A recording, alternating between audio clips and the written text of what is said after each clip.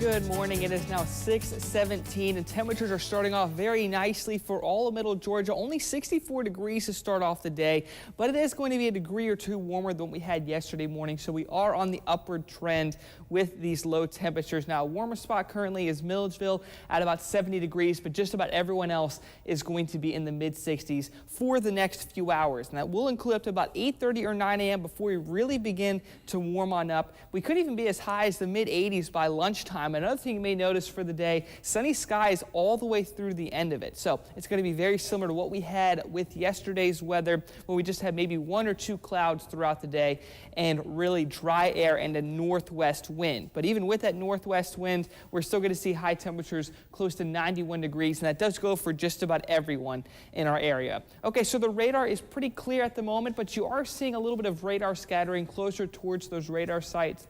You're going to see a lot of it between Warner Robins and Montezuma. Now, what that is caused by is typically a little bit more humid air in those areas, so I would just be aware of some fog that could be developing across I-75, either south of Macon or closer towards Atlanta. Looks like they have a little bit there as well. Now, everything that's going to be driving our weather for probably the next couple days is going to be this high pressure center that is right now over Mobile and Pensacola. And what we're going to get with that is a west wind, could be out of the northwest at periods, which is going to help keep our air a little bit drier during the afternoon hours and really keep those sunny skies in place. But if you look up towards our north, there is some rain beginning to make its way through Louisville, Kentucky, and that is associated with a cold front that might bring us a couple isolated showers for tomorrow. But overall, next good rain chances really shouldn't be moving in until we get into Thursday. Okay, so this is going to be Hurricane Jose, which is a very weak Category 1 storm.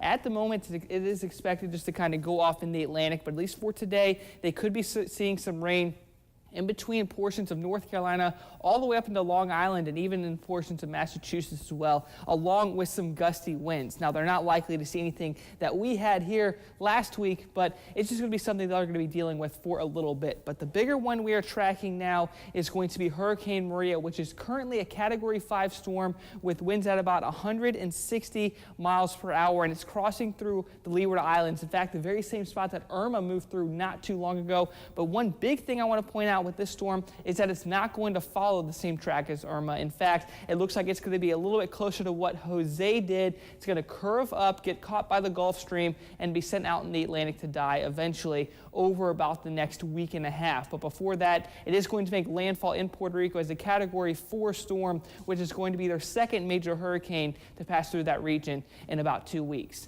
Now for a last look at your fish and game forecast presented by Harrison's Body Shop. The best time for this afternoon is going to be around 2 p.m. We now